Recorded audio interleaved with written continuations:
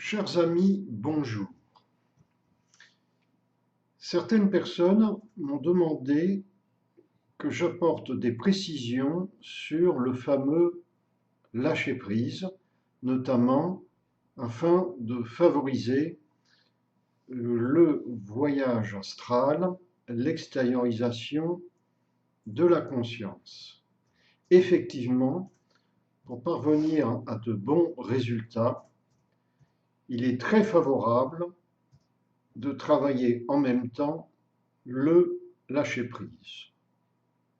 Le lâcher-prise, qu'est-ce que c'est exactement? Mais c'est tout simplement cesser de vouloir tout contrôler.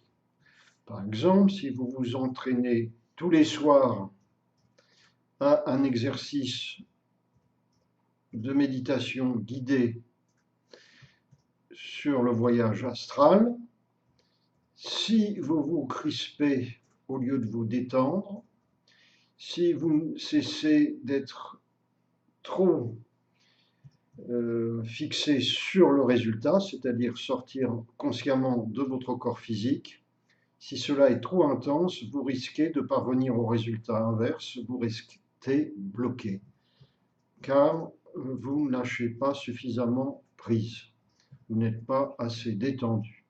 Lâcher prise, c'est non seulement cesser de vouloir tout contrôler, mais c'est également de faire confiance à la vie, de vous faire confiance, sachant qu'à un moment donné de votre entraînement, le résultat, le succès parviendra forcément. Donc, je vous ai préparé une petite méditation de lâcher prise. Contrairement à d'habitude, je ne vais pas faire un montage avec des dessins, je vais simplement lire cette méditation que j'ai préparée pour vous et vous pourrez l'enregistrer en MP3 et la répéter à volonté chez vous. Vous vous placez dans une posture assise confortable, favorable à la détente, à la méditation. Vous détendez le bras droit parfaitement détendu. Vous détendez la jambe droite parfaitement détendue. Vous détendez la jambe gauche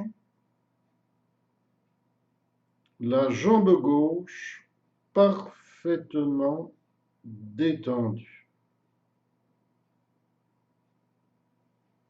Vous détendez le bras gauche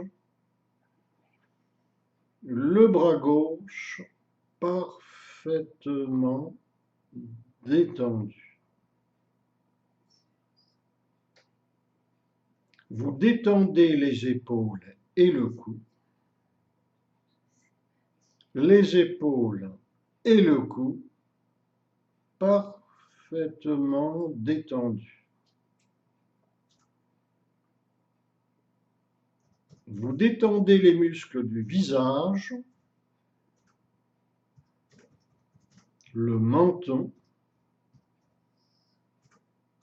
les muscles des mâchoires, les joues, les muscles autour des yeux, le front. Tout le visage détendu, tout le corps détendu.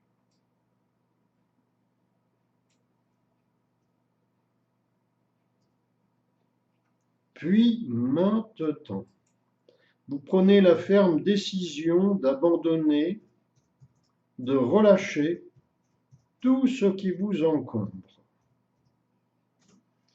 Toutes ces émotions et fausses obligations qui alourdissent votre âme et retardent votre évolution spirituelle.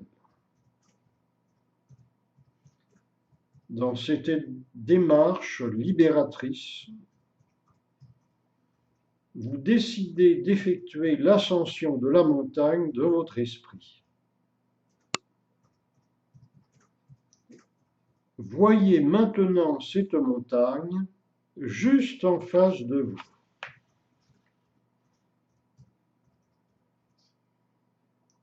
Vous grimpez sur un petit sentier. Voyez la nature du chemin, ainsi que le paysage qui vous entoure.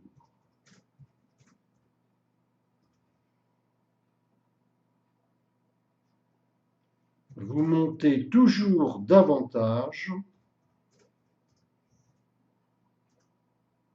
découvrant un paysage de plus en plus grandiose, au fur et à mesure que vous vous élevez sur ce sentier. Bientôt, vous vous retrouvez à mi-hauteur, quelques sapins et arbustes poussent aux alentours.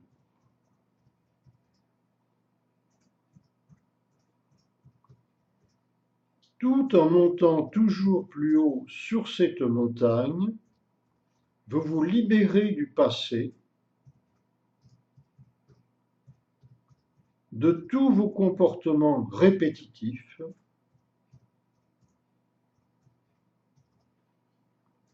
de toutes vos rancœurs ou regrets.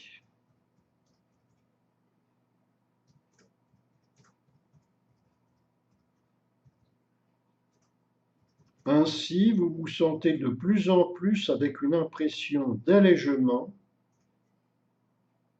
de libération.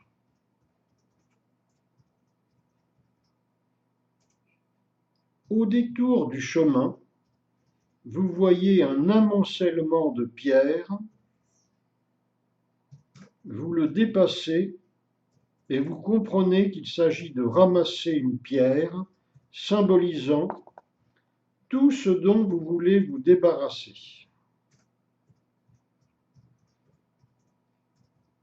Et de la jeter en arrière par-dessus votre épaule, et vous ramassez donc une pierre et vous la jetez derrière votre épaule, vous sentant encore plus libéré de tout ce qui vous entravait. Alors, vous vous rapprochez de plus en plus du sommet.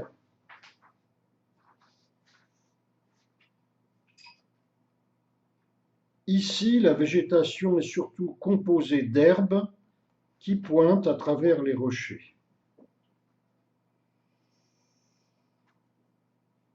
Bientôt, vous découvrez le sommet.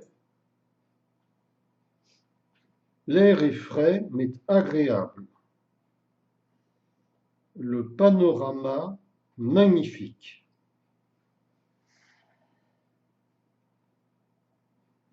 Vous vous asseyez sur le sommet, pensant à tous les blocages, tous les doutes, toutes les craintes, toutes les anciennes colères dont vous voulez lâcher prise ici même et maintenant. Je lâche prise de mes doutes, de mes peurs, de mes angoisses, et je m'ouvre à la lumière de mon soi suprême.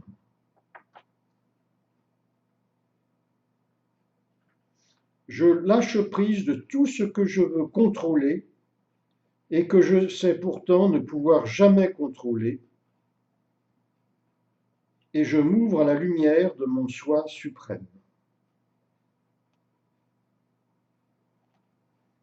Je lâche prise du fait de vouloir changer autrui, et je m'ouvre à la lumière de mon soi suprême. Je lâche prise du fait de vouloir trop protéger autrui, car je sais qu'il a des expériences à vivre, et je m'ouvre à la lumière de mon soi suprême. Je lâche prise de tous mes regrets, car je sais que c'est l'avenir qui importe, et je m'ouvre à la lumière de mon soi suprême. Je lâche prise de tous mes jugements, car je sais que si j'avais marché dans les chaussures d'autrui, j'aurais peut-être fait la même chose que lui, et je m'ouvre à la lumière de mon soi suprême. Je lâche prise de vouloir faire tout parfaitement, et je m'ouvre à la lumière de mon soi suprême.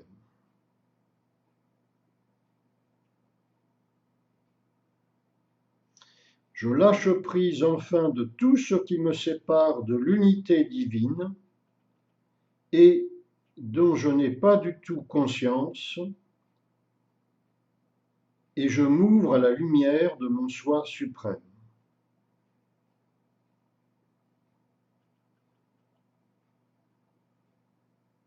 Émettant ces paroles transformatrices, je vis une catharsis de tous mes corps subtils et centres d'énergie.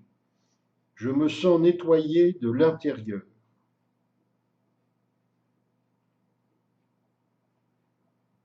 Les voiles sombres qui m'entouraient et m'emprisonnaient se sont dissous, laissant transparaître au cœur de mon être, tout au centre, un diamant étincelant. Ainsi, dans ce lâcher-prise absolu, je peux contempler le diamant pur et rayonnant de mon soi suprême. Ô joie et béatitude de cet instant merveilleux, où je peux communier avec ma parcelle de divinité qui sera mon guide à présent. Guidance intérieure et sûre à laquelle je fais désormais confiance pour m'ascensionner vers ma destinée promise d'éternelle félicité.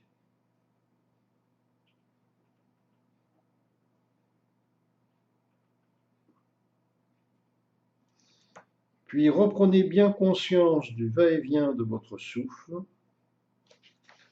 Vous ressentez bien votre front, les muscles autour des yeux, les doigts des mains, les paumes des mains, les orteils, les plantes de pied, et vous ouvrez les yeux quand vous voulez.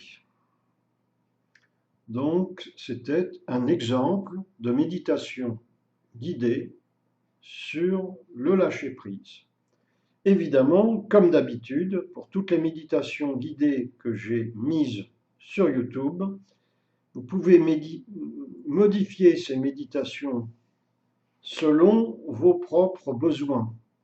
Un exemple concret, en ce qui concerne le voyage astral, les peurs, les doutes, les craintes ou autres perceptions, sentiments intérieurs, ressentis intérieurs que vous pourriez éprouver, qui pour vous fait barrage, blocage, vous pouvez modifier les termes, les mots de cette méditation et travailler sur ces points précis. Par exemple, si vous avez peur de ne pas revenir dans votre corps, ce qui est impossible, on revient toujours, fort heureusement, sauf évidemment au moment de la mort, hein, mais autrement, lorsqu'on fait des exercices de voyage astral, on revient toujours, je vous rassure absolument. Mais si vous avez des craintes de ce type-là, par exemple, je lâche prise de mes doutes, de mes craintes par rapport au fait de ne pas revenir dans mon corps physique. Vous voyez, vous employez des termes adaptés à votre cas précis. J'espère avoir été assez explicite dans cette méditation.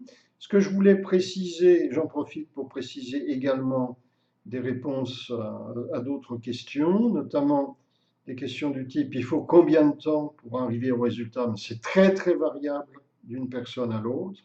Chez certaines personnes très prédisposées, on pourrait dire, ça peut être très rapide, quelques jours ou quelques semaines. Chez d'autres personnes, ça met beaucoup plus longtemps, des fois 6 mois, un an ou plus.